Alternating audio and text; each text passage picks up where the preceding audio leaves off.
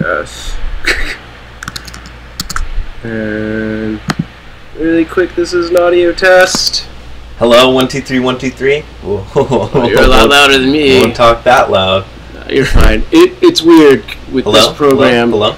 Like if it looks like it's peaking and going off the ends, then it's perfect. Oh, okay, great. It's like, whereas if it's like where I was originally, then it's too soft. Too soft. Yeah, it's what is this? This is Audacity. Oh.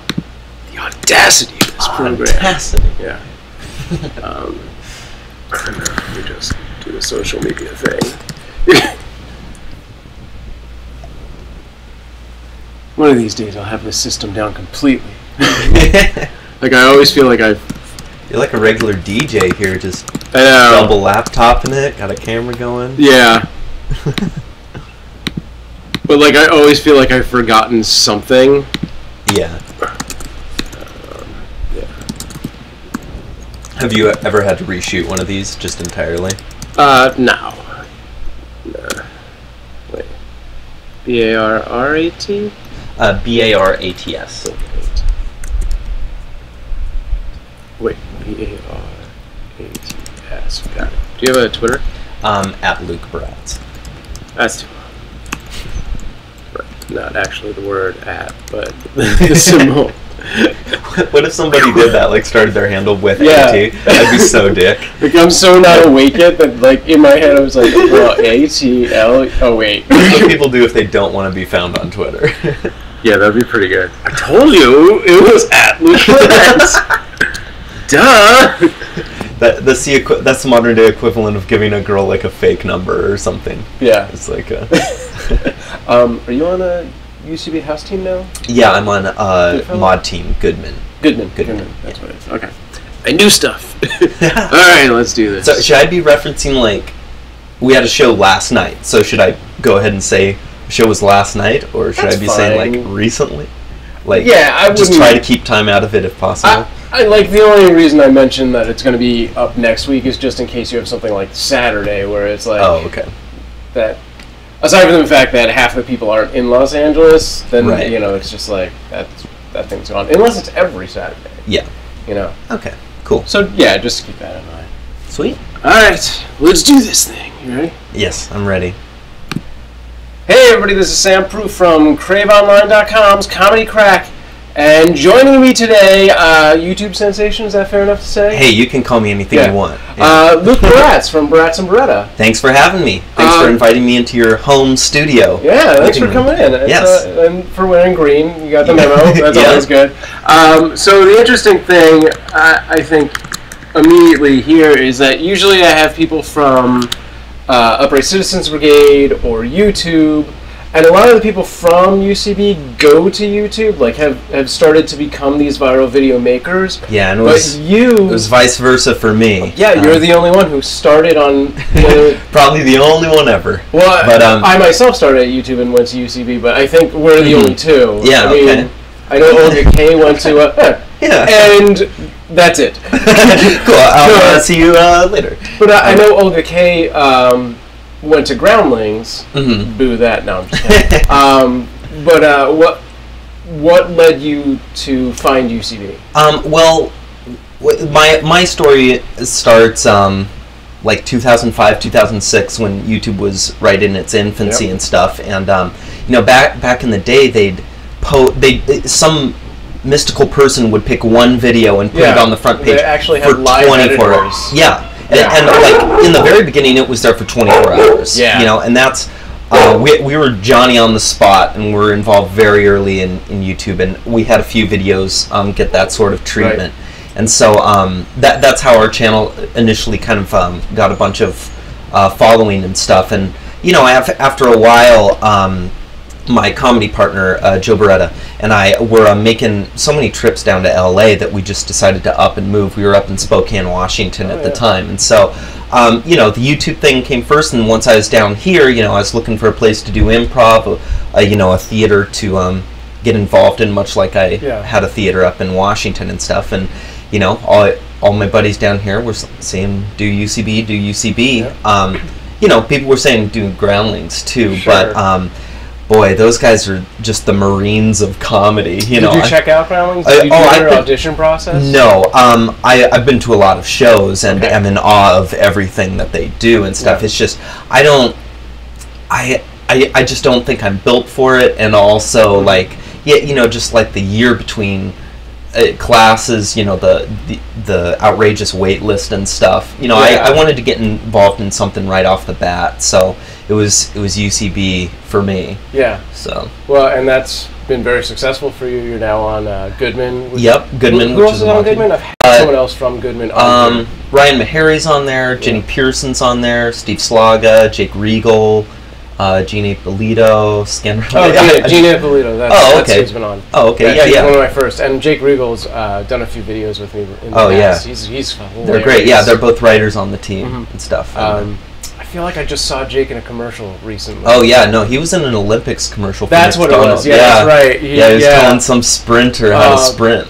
And, it was weird because there was that one, and then there's a commercial with this African American girl who's doing the same sort of bit, but with a boxer. She's clearly not a comedian. Jake is hilarious, even though they've cut out all of his good bits. Yeah, I feel like they put he posted something on Facebook where it was like an extended thing where he was just riffing. Great. Yeah. So, but the weird thing is, I don't know. This is such a weird tangent. The girl who's in those other commercials. Was like an ex-roommate of my wife, and when that commercial came on, she was like, "That girl ripped me off, like so much money." It was like, I was like, wow. Well, that's good. She has a national commercial now. She'll be able to pay her back. So I'm sure the check's in the mail. But just to, now that we're like so far into this, just to fill in for anyone who doesn't know, like you were saying, you are like very old school YouTube. If old school YouTube can be a thing, we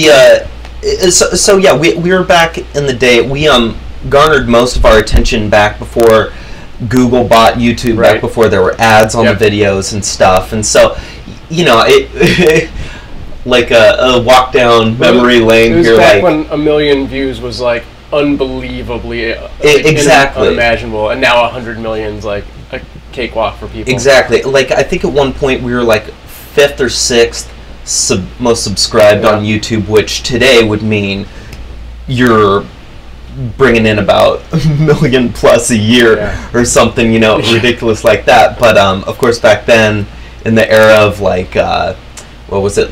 It was like Lonely Girl and Renetto and Renetto, you know, Smosh and What the Buck were still huge back in the day. Smosh? No, I'm just kidding. Do you guys get that? Is there like ever confusion between the two duos? No, I mean, like sometimes people will compare us, but you know, it's just passing. Like, what kind of videos were you guys doing back in 06? Back in 06, we were doing little videos for class credit in college, actually. Like, Joe was a broadcasting major, so we had to pump out a video every couple weeks for, like, the campus TV show and stuff. So that's kind of how we initially started, like, getting a bunch of videos under our belt. And, you know, it was just little, like, raps, little sketches, pretty much what we do still, you know, just with a slightly crummier camera and a little less know-how. And what were the first couple of videos you have featured? The first one to get featured was called Mother's Day, and it was a video, two brothers like fighting to take a picture for Mother's Day, and it was because it was a video about Mother's Day aligned with the release of the video, and they're like, hey, here's a Mother's Day themed video. And so actually I graduated the week after that. So all this YouTube stuff started hitting right at about the time I was graduating from college and just had no clue what I was doing. And I mean, if it hadn't hit, I probably wouldn't be down here. I never in a million years would have thought I would move to Los Angeles. I'd probably be a lawyer or something right now. Doing lawyer videos? Lawyer video. Who knows? Who knows? Well, I wanted to ask you, what was there like an improv scene up in Spokane? Yeah, I mean, it's a city of like 200,000 and scene. I wouldn't call it a scene, but there were 2 theaters that did improv. You know, there was Comedy Sports that was short form, and there was another one called the Blue Door Theater, which was sort of a mix of long form and stuff. And I sort of gravitated toward the long form stuff. Yeah. But up in Washington, Seattle has a bit of a scene, certainly, and stuff. And so anyone who was super serious about improv was either moving to Seattle or, of course, Chicago. Yeah. And so it was tough to keep the improv talent around town to a certain degree. But okay, it's funny because like I come from just outside Philadelphia, and you guys have Comedy Sports in Philly. I think there's Comedy Sports everywhere. Yeah. But it's like, aside from Comedy Sports, like improv, as far as like East Coast style, like you only barely heard about it. It was just something those guys from SNL did back in Chicago before SNL, and I wasn't very big into the theater scene at that point, and I really didn't find out about that or Upright Citizens Brigade until I moved to Los Angeles. So I think it's extremely lucky for anyone who finds out about it early, because it's amazing. Yeah, improv's such a weird subculture, because like down here, everybody knows what improv is, but I go back home to Idaho and I have to explain what it is. The best explanation I've come up with is just like, it's the theater equivalent of jazz, essentially, and people are able to kind of wrap their minds around it and stuff. But I actually have a couple brothers who do improv. We were raised on like 5 acres, and everybody owned horses and stuff, and like my parents never expected us to do comedy. It was more likely that we were gonna like farm something. But here I am in LA, and my brothers both moved out to Chicago for improv specifically and stuff. So and the whole family is into improv. Yeah, exactly. And so like every Christmas we'll convene in Boise and kind of like hit the mic. That'll sound fantastic for everybody. But we convene and kind of do a little bit of improv for a Boise audience, which is where I'm from, Boise, Idaho. Boise audience that really has never seen improv in their lives. What kind of farm was it, by the way? Oh, it wasn't a farm per se. What we did is we had 5 acres, and my dad, who grew up on a legitimate ranch, just thousands of acres. We raised like 2 or 3 steers on our little field, just to kind of keep a sense of ranchness about our lives, I guess. So. Okay, all right, that's always interesting. Yeah, it's mock rural is where I came from, I guess. So now, so you guys are still putting out videos to this day, but you've also launched your own channel.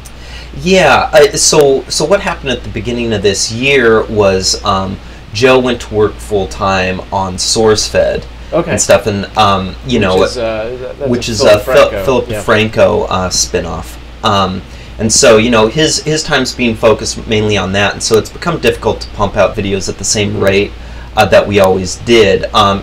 We still are, and we still will. And so while he's focusing on SourceFed, I felt it was fair enough to focus on building a channel of my own up from the ground. So we'll see how it goes. It's very much in the infancy. It only has 2 videos on it. It's about to get a 3rd here. Have you ever heard of Lost Moon Radio? It's familiar. They're like a, I don't know what to call them. I guess they're a musical sketch troupe of sorts. Like they win the Fringe Festival every year. Like they frame their shows as a radio show. Much like what's it called, Adventure Time, Adventure Hour. I don't know. It's like a Paul F. Tompkins cartoon. No, it's like a. Well, do you know the Apple Sisters? Yeah. Like it's very similar to that, except without like the 50s, 40s feel to it. So or them being all girls. Yeah, also that. And so these guys, they frame it as a radio show with a host, like tossing to songs that they just do live and stuff. And so they have this catalog of a bunch of awesome songs. And so they had me direct one of their videos, which is about the election, and it'll kind of come out here in the next month or so when it gets super pertinent and stuff. And so wait, there's an election? There is an election. Doesn't this election just seem like not as important as the one 4 years ago? Yeah. Like in a lot of, like, maybe maybe it's because like we're down here in LA and it just it's a very much more liberalized part of the country than where I was. So obviously evil versus good kind of thing. And it just also seems like Obama's like way in the lead is what it feels like at this moment in time to me. So. But the massive amount of money on the other side is intimidating, but at the same time it's like, doesn't that just feel evil to you? How can you vote for that? That's like but like also I don't know, the stakes just seem so much smaller. Like it was I don't know. It just that post Bush, you know, Obama. Yeah, I don't know. It was huge. Elections were huge 4 years ago. Back in the old days of YouTube. Back in the old days. Well, I wanted to ask, what was the breakdown, or what is the breakdown, I guess, in Barats and Bereta of sort of like responsibility, like who wrote, who directed, who edited? Well, you know, we do all levels of it, and you know, there's no defined roles. What typically happens is I'll typically take pre-production and write it and set up the shoot, and then Jill will take post, and that's more often what'll happen. But you know, there's no like defined roles, right, or anything. What was the turnaround on your videos like? You know, it probably takes like a week to write, a week to edit, sort of thing. That's kind of, you know, it's not like we sit down and put in like 12-hour days on these things, right? You know, right. You just kind of space it out. Yeah. I mean, there are people out there who are like, I wake up, I gotta spend 3 hours writing, and then I gotta record a song, and then you know, by the next day they're cutting it. Yeah, and I mean that's kind of how I go about my day. I force myself to like write a lot and edit a lot, but the thing is, I'm not always focusing just on Barats and Bereta stuff. You know, I didn't. You know, if I just wanted to do YouTube stuff, I would have stayed up in Washington, because you can do YouTube from anywhere. You know, the hope moving down here is to write, to be a screenwriter and stuff, and so you know, that takes up a lot of my time as well. Do you have representation yet? Or? I do. Oh, that's awesome. So just working on it, out there pitching a show. We'll see how it goes. Wow, great. You never know. For people who are aspiring comedic writers, how did you track down your agent? Well, I sort of parlayed the YouTube attention into that.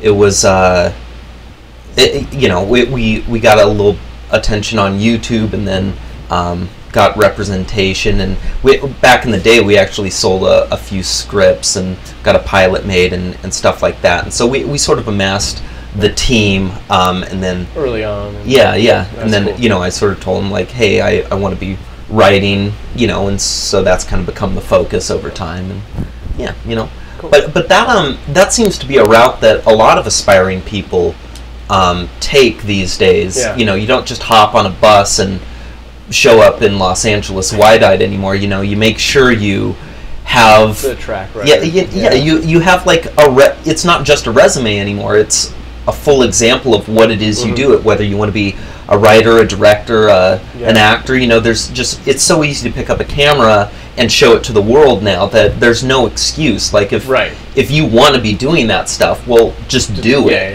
And then you know, and have you how far have you gone through UCB at this point? I've gone through the whole school and have taken a couple 500 level at this point. Have you done the writing side as well? I have not.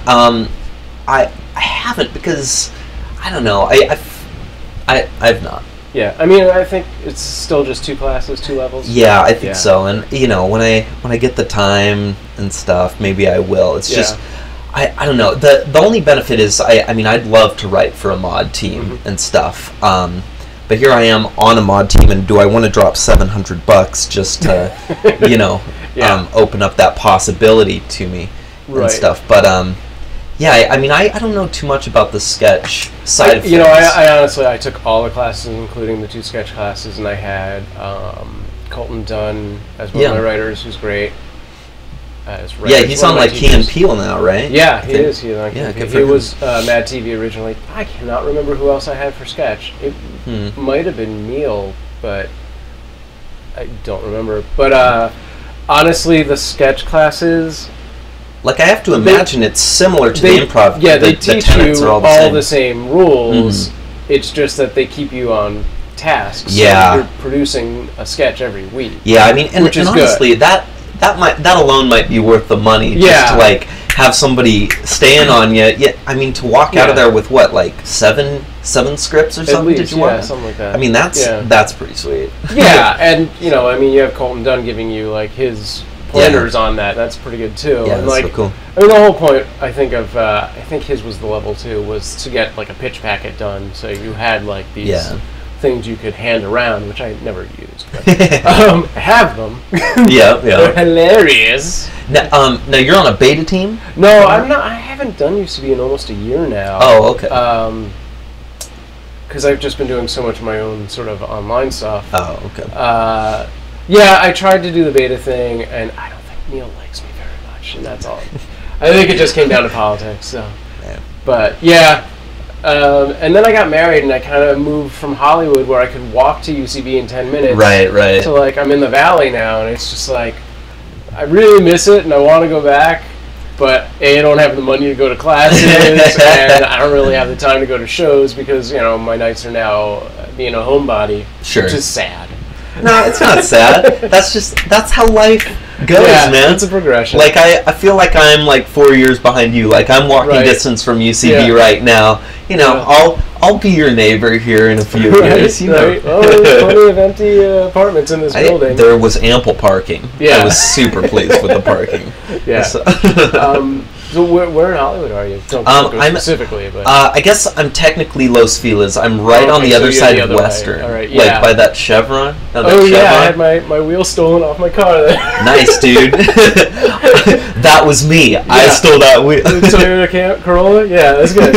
I had improv practice at Max Zerou's. I don't know if you know Max. He's the giant, but he probably isn't around much anymore because he had a baby. But yeah, I had improv practice with him, and I came out one day and like looked at my car, and I was like, "What?" So it's like they put it on blocks and they took the whole. Just one. Like I think they just didn't have time to get the rest. I feel like I bet it was someone who had like your car. Yeah, and they were like, like customer tire. Yeah, exactly. Like whatever. So then I had to steal a wheel off somebody else's car. Pay it forward. At least I had that brick. That was with a team that I had gone to Del Close with. Have you done that yet? I have not. I've never made it out. I might just because now I have my brothers going every year. My brothers who are Chicago based, and they did Del Close this year and had a lot of fun and stuff. So I might try to make a trip of it with them at some point. Burning Man for improv people. Yeah, nice. That's good. It's pretty cool. Well, it is like when I first did it, I was kind of like. It was just because my team got accepted and they all wanted to go. Right. And I was like, it seems like a lot of money to go do comedy, which we could just be doing right here, but okay. And then once you actually get there and there's just like thousands of like improv people, and it is kind of this weird, like I guess we're a community sense because we all do this thing that everyone did get along, and it's like this odd conglomeration of like 5 or 6 other theaters that they've kind of rented out as well, so you kind of see all these interesting little bits of Manhattan, and going through like the backstage of the actual UCB theater in New York. It's like that's actually pretty interesting. It's dingy, but at the same time it's like this is like the origin. It's kind of cool. Del Close is probably something I'll have to do once before I die. Add it to the bucket list. Yeah, before you move to the Valley. Yeah. Before I de facto die. Right. Move to the Valley. But yeah, so you are on you're on Goodman now with a lot of people. Gina Ippolito, who was on an episode before, Jake Regal, who's been in one of my couple of my videos. Yeah. I'm actually on a house team out at a much smaller theater, an improv team out at the Improv Space in Westwood, which is way off the beaten path because it's not in Hollywood and stuff. It used to be Ultimate Improv. Okay. Sure. So Improv Space. Right. So it changed ownership, but same space. But it's pretty cool because back back when I was in school and stuff, I always dreamed of like starting a theater of my own and stuff, and I've kind of got to see that happen with this theater and see how people go about it, because about the time I joined, you know, these new owners had just bought it and were, you know, trying to build a new audience, and you know, and so it's been fun to watch that process happen with them. Like they're doing a lot better than when I first joined. Like the crowds are bigger. They changed around, made the stage bigger, and just you know, they're making moves out there. It's pretty fun. And they're doing all long form, or no? It's a mix. They have like 2 or 3 nights of programming, I feel like, every night, and you know, it's 8 different house teams, and you know, people just kind of do what they want. Mainly long form, but yeah, there's some short form mixed in. It's a lot of fun. So, have you noticed any kind of like change in your writing now that you've been doing UCB? I guess so. Yeah. You know, a lot of it was stuff that I was just instinctively doing before, but it's great to you know, have the tenets of game down to the point where I feel like it sped it along a lot quicker, because back in the day I'd just look at it and be like, this is bad, and five rewrites later, you know, I'm like, okay, this is good, you know, and I feel like I can chop down the number of rewrites now that I kind of have UCB guidance, be like, well, this is why it's bad, you know, and so let's just expedite the process and, you know, get to where I was 5 rewrites back in the day and 1 rewrite and stuff. So yeah, you know, UCB has been definitely invaluable, and improv in general has been invaluable. So cool. How often does Goodman perform? Goodman, as is the case with all mod teams at UCB, is once a month, sort of thing. And so we just had a show, so it'll be another month before our next show. But yeah, those are a lot of fun. Yeah. Do you get to watch a lot of shows? Yeah. You know, I'm there walking distance and stuff. So I always try to. My favorite show is Convoy Last Day of School. Oh yeah. And stuff. That's my go-to. Got way into that because, you know, it's one of those shows that's free when you're a student at UCB, and so we'd always go to that when I was in classes and stuff. And I just love both of those teams. It's such a great pairing, you know, because they're both so good at what they do, and they do different things. You know, they have different approaches. And we talked about that ad nauseum. I had David Harris on recently. That was we probably talked about that for like 5 minutes. Just how like cerebral and sort of I don't want to just say smart. They're just so damn quick. It's like they instinctively say things in a split second that I could have said if I had 10 minutes to think about it. It's one of those things like the next day you're like, I totally come back to that statement now. They're just so great. The first one of those shows I ever caught was it was a mono scene night of Convoys, it was I don't know, their suggestion was puppets, and they just like did a mono scene where they were 3 like puppeteers like building puppets and just talking about all like the drama that goes on between these 3 puppeteers, and it was just it was, I wouldn't say it's life altering, but in as far as like improv life is concerned, it was a huge wake up, because that was one of the first shows I saw when I was fresh off the boat here in LA and stuff. So it was a real treat. I long time ago, and I don't even remember the scene anymore. I just remember the sort of mechanics of it. Was like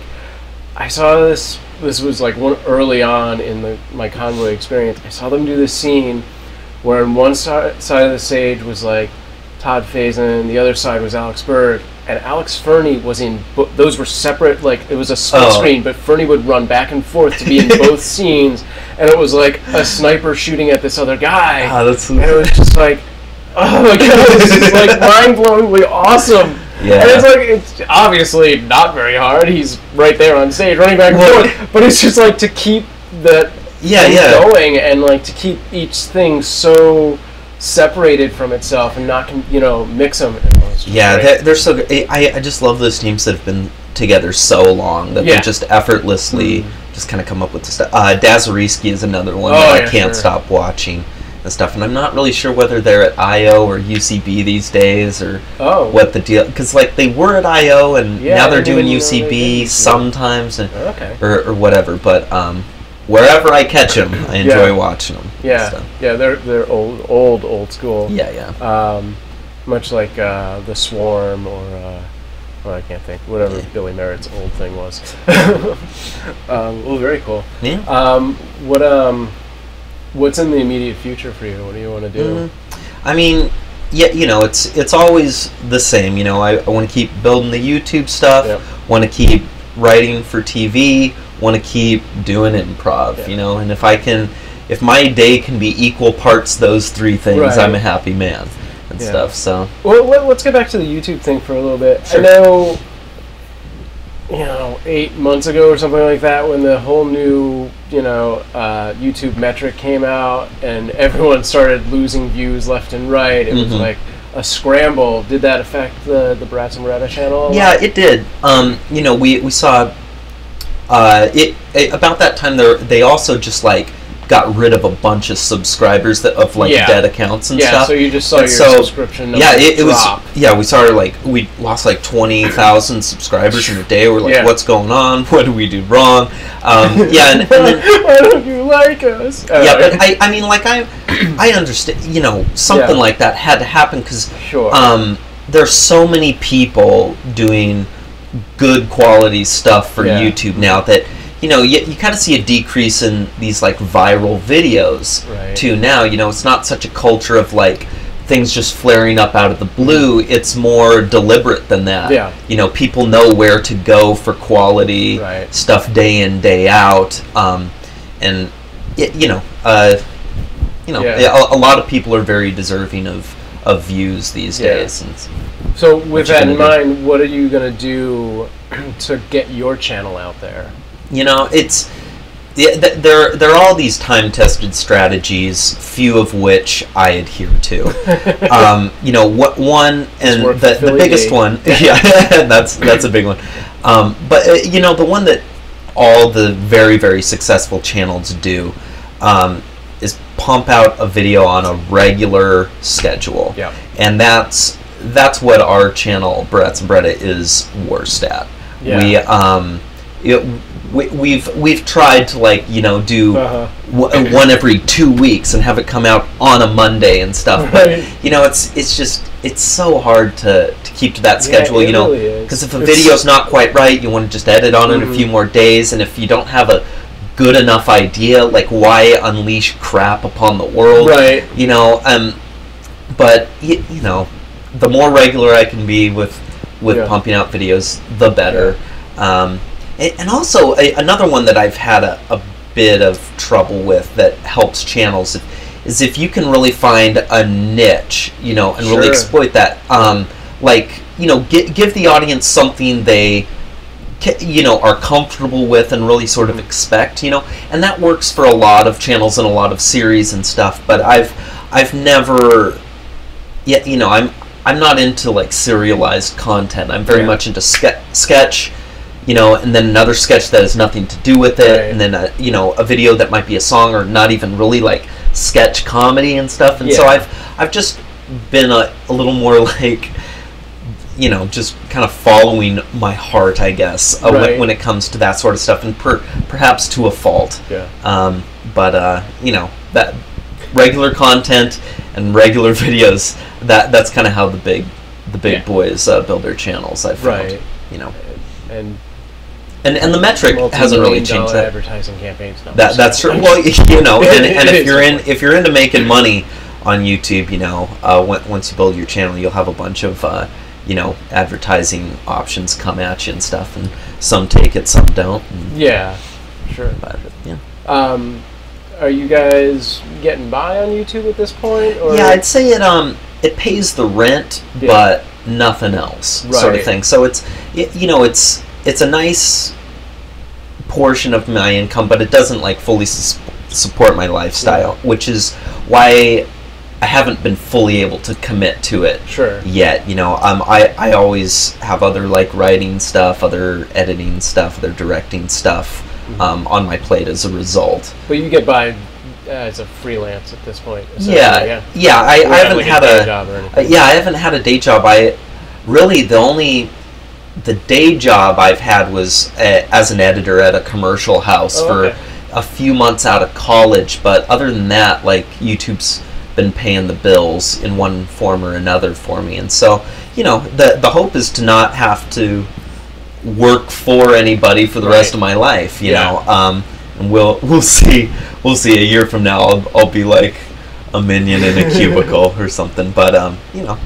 Yeah, that's weird, because every once in a while I get that, like, because I live the freelance lifestyle as well, and then there are times where I'm squeaking by so close that I'm like, I could still be doing this at a crappy cubicle job. Right. Because, like, there's, in an 8-hour workday, there's like 6 hours where you don't really have to be doing anything. So you should be editing. I don't know. I mean, there are pluses and minuses, you know. Yeah, there are. Like, the biggest thing is I miss having coworkers. Yeah. And that, you know, it can be a pretty lonely existence when you're just operating out of coffee shops, you know. No, that's my existence. Yep. As soon as we're done with this, I'm going to walk the dog and then I'm going to go to That's where I was, and that's where I'm going. Nice. Yeah. Is that Starbucks? Yeah.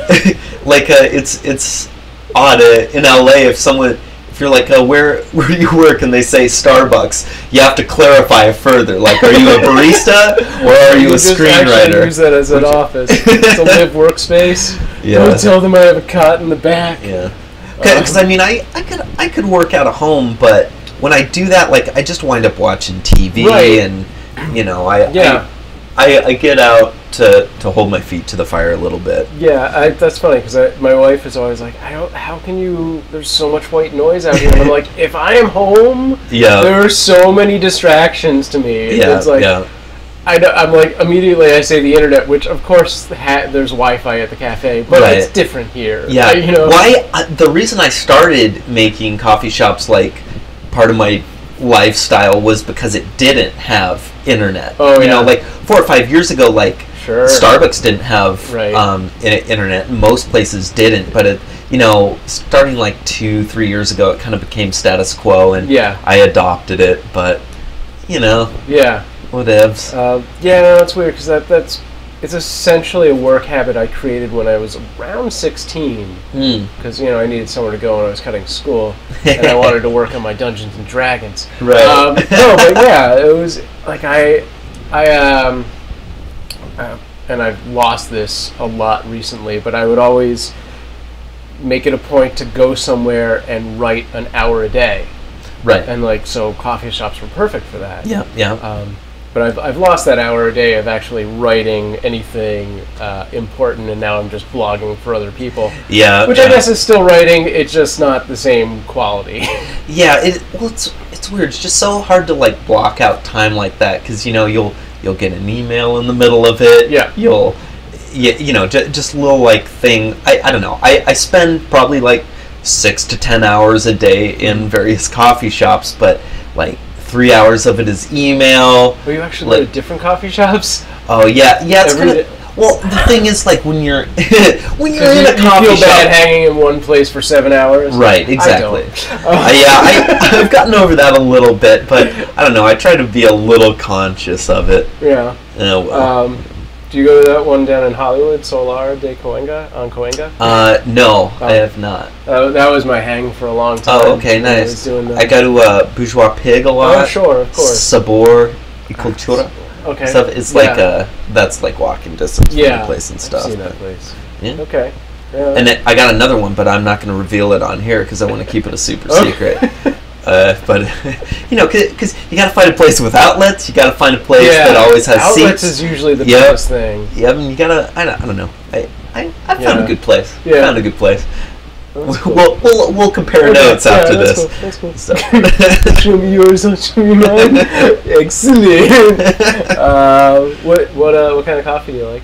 Oh, I don't know. I get like mochas and fancy coffee, but not really. Like what I mainly get is just coffee. I mainly get just like drip and stuff. But I have like my whole like system worked out at the bar, like X number of sugar packets of X type, X number of like half and half and stuff. I get some pretty good tasting coffee out of the gig. Okay, but it's pretty funny. I used to do something similar to that at Coffee Bean. Like I'd be like, they put out the chocolate powder. Yeah, it's the same chocolate powder. I can just make this. Coffee Bean has like those big shakers of coffee or of chocolate. Yeah. So like you can get a bunch in there. You can get a taste in. You can Mocha-esque if you really want. You can make straight out. I just used to call them ghetto hot chocolates, but it's pretty much straight out. You can replicate that thing if you really put effort into it. Here we are talking for 10 minutes about coffee. I think I'm changing the whole nature of this podcast. I talked about coffee with David Harris for a while as well. Yeah.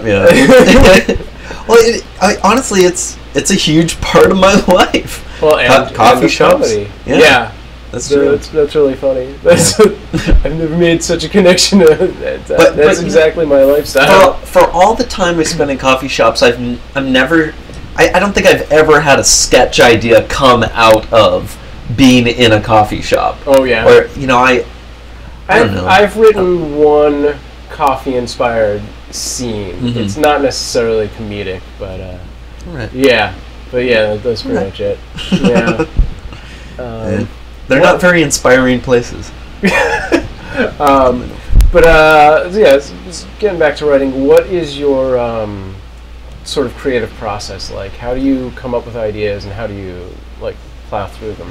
Yeah, well, I don't know. I like ideas just sort of come to mind at random, but they come to mind at a much faster rate than I can ever write them. So I don't sit down and think about stuff to write. Yeah. If I have time to write on something I really want to write on, I'll just go to the list of past ideas that I already have and work on them and stuff. But it's just a matter of getting more and more detailed. Yeah, I used to not understand the value of outlining and stuff. I used to have an idea and then just immediately jump into script and start writing. Pump out a first draft that was shaky on so many levels and stuff, and then rewrite it 10, 20 times or whatever, and just spend too much time on it. And so I guess I've matured a little bit, and I'll outline it. A 1-page outline, go to 5-page, go to 10-page, and then really tackle the script at that stage. Whatever chops down on the rewrites, those things take so much time, and the more rewrites you can avoid, the better. I've come to find. Do you have an ideas notebook where you just kind of list things off? Yeah. And carry around with you? Yeah, that's what I'd literally do. Woody Allen style. Back there, I had a little notebook that I carry around, but now I have a smartphone and stuff. It's all become digitized and stuff. So you're just walking around. You're like, now I just text ideas to myself because that's kind of the fastest way to do it for me. Sure. And stuff. So cool. It's my digital notebook. Oh, that's very cool. Has the mobile craze changed the way you do things at all as far as videos? You mean being able to watch videos on your mobile devices? Either way, I mean, creating things for mobile or, gathering ideas? No, because I've actually been a huge holdout on smartphones. I was walking around with just the shittiest little flip phone up until 2 months ago when I finally bit the bullet and got it. So I have a smartphone now. I don't know how to use half of it. What do you have? I have a Droid. I don't know. I have an Android of some type. Gotcha. But it's always good to know what you have. And that's the thing. I don't know what's an awesome phone. I don't know what a bad phone is. I just don't understand smartphones yet. Yeah. And bit by bit, I'm learning how to use my phone to its full capability, right. But I'm not there yet. Whatever. It's so really I've never understood the mobile stuff too much, and I've never catered to it or had it in mind when I made stuff, because I have a flip phone. I've had a flip phone all these years, so I'm sure I should be. I'm sure there's something about smartphones I should be adopting, but I haven't yet. Meh. What is great is now I can shoot video. Because on my flip phone I could shoot 30 seconds of video or something. Yeah.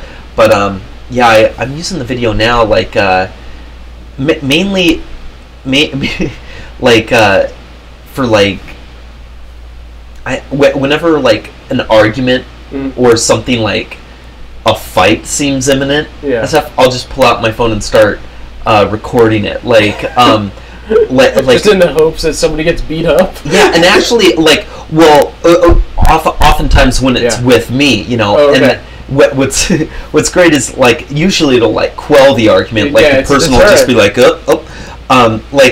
there was some, like, bouncer just being like a huge dick kicking people out after a show one night, and you know, I just whipped out my phone and started recording him as he, like, berated this woman who was, like, there, like, her boyfriend was in the band or something, and she was just waiting around, and, you know, and he just quickly, like, sort of, like, backed off and stuff, cool. And so that's how I use my video to most these days. But, it's just self-defense. Yeah. Or just vigilant defense, I guess. Yeah, exactly. Also, like, I've, if somebody's in the car, because I'm not able to do it while driving, like, fumble, like, find the camera thing, but I'll just take pictures of cars who are dicks or idiots or assholes, and, like, I'm sure there are blogs out there, like, you drive like an asshole.com or something like that, but, you know, I'll be compiling these and putting them on the web at some point. The window mount for my my iPhone. Oh, nice. Do you just record where you drive at all times? Not at all times, but, like, if someone's being particularly annoying, I'll, like, record it. Yeah. Or sometimes I'll live stream it. Just, you know, I really think maybe something horrible is gonna happen. Right. Yeah. That's great. Yeah. That's great. The internet is great for shaming people. Yes. Like, I think that's why the internet was created. And shame on all the anti-shame people. Yeah. well, I mean, really, that's, like, I don't know, in a lot of ways, like, the internet is replacing where religion largely used shame to keep society in order, you know? Yeah. Like, as science progresses and kind of chips away at religion, you know, you need to have some form of shame keeping people in line, because really, at the end of the day, it's shame that makes the world go round. You know, like, if there isn't shame, people are, you know, people don't have any reason to be human to one another, and so thank God the internet is kind of filling that void.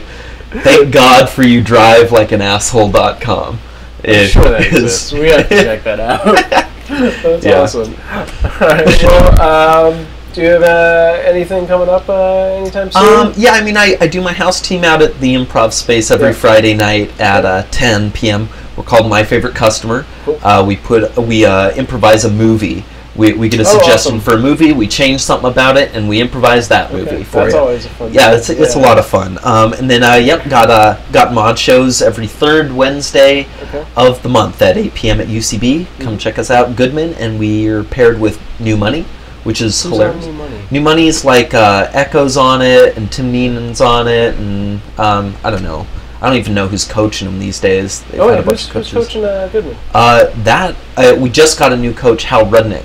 I haven't had any rehearsals with him yet, but I'm a huge fan of him, and I'm super pumped. He subbed on one of my improv teams and coached us once or twice. I thought he was pretty good. He's a good guy. Yeah. Who from Tournament of Nerds on the Nerdist. Yeah, God, he's just so funny. Yeah. It's one of those guys. Just effort. You know the type. Like, you open your mouth and people won't stop laughing. You know, like, I don't know. He's just one of those guys. Yeah, he's pretty good. Well, cool. And then the original channel is BaratsAndBereta. The new channel BaratsAndBereta, and the new channel's called Barats Productions. And check that out on YouTube. Probably have something up there next week. Cool. Anything else? They should be any other sites or links or. SamProof.com? That does not exist. I actually owned that for a while, and then thanks to GoDaddy, got sniped it did not get auto-renewed. And it got stolen from me, and is now like... Just like weird ads and shit? No, it's not even a park space, which would be fine. They turned it into a medical sales site. Is the doctor named SamProof? No, nobody's named SamProof. I made his name up. It's completely fictitious. There are no proofs in the world. Actually, apparently there are, because at some point somebody was like, "Are we related? Uncle blah blah." Yeah, I've had a few of those too. Like, no, I picked that name randomly. But yeah, it's some guy hawking medical supplies, and I really want to do like a video in the style of, you remember the Crazy Gideon commercials? Mm-mm. It's like this old Armenian guy selling TVs at like 3 a.m. Yeah. Someone down to Crazy Gideon's. My prices are insane. You get TV $9. I don't care. I'm nuts. Well, this is your chance. You can just do that commercial right now. Exactly. Hey, you got broken leg? I got amputee things. Come on. I don't even know SamProof.com. You save money because I don't know what it is. SamProof.com. And then drive their business to the ground. But I don't think they get any hits anyway. Well, they're gonna see a spike after this. Right now. Like I bet 5 people go to SamProof.com. Thing? And I bet one of those people realize once they're there, like, oh yeah, I need a wheelchair. Fantastic. So you just did him a huge fucking favor. Damn it. Remember the shame. Well, thank you for joining me. Yeah, absolutely. Thanks for having me. This was fun. Yeah. Well, cool. I'll have to have you guys back. Well, I'll have to have you on together as a duo one of these days. That'd be fun.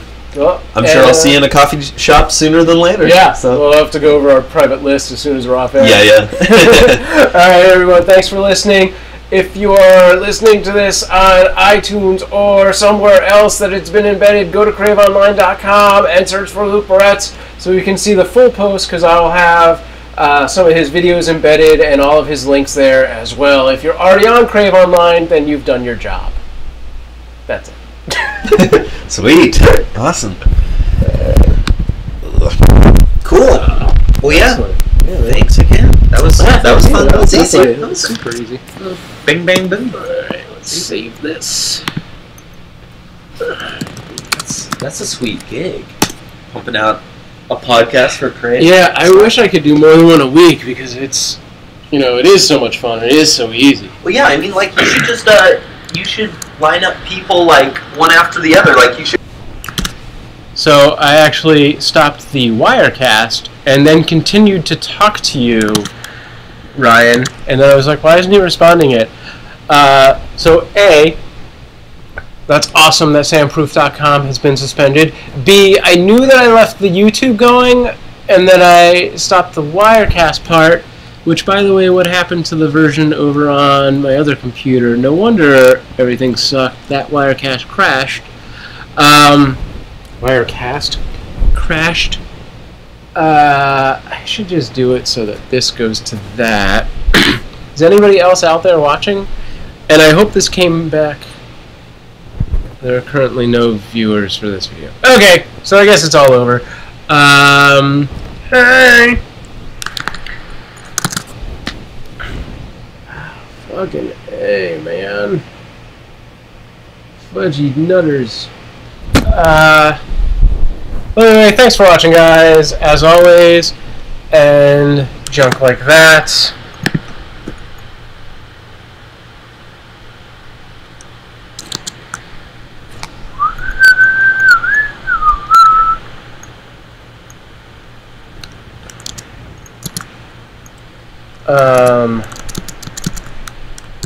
So I am going to...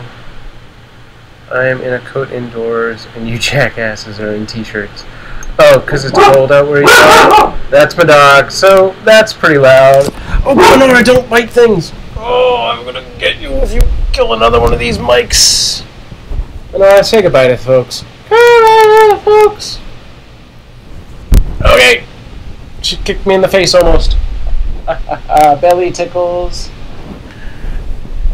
Hey, guys. I'm gonna go off to the cafe and enjoy that shit. So, I guess we'll stop this now.